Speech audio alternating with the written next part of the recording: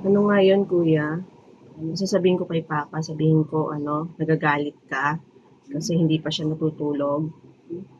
Sabihin ko yung kay Papa. Yeah. Ha? Ayan, sasabihin ko. Di ba sabi mo, sabi mo, Mama, hindi ba natutulog si Papa?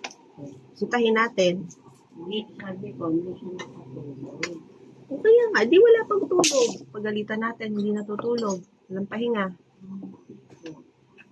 Bahala ko si Papa kung siya mag-isa o magtulog. Bahala siya.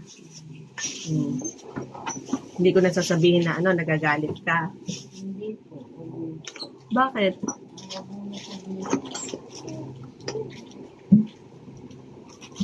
Pero concerned ka kay Papa. Kaya hindi pa siya natutulog. Hindi ka concerned kay Papa? Ha? Hindi ka concerned?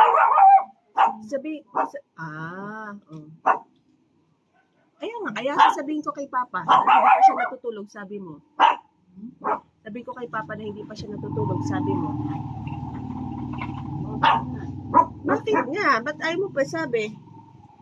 Bahala si Papa kung gusto niya mag-isa o hindi.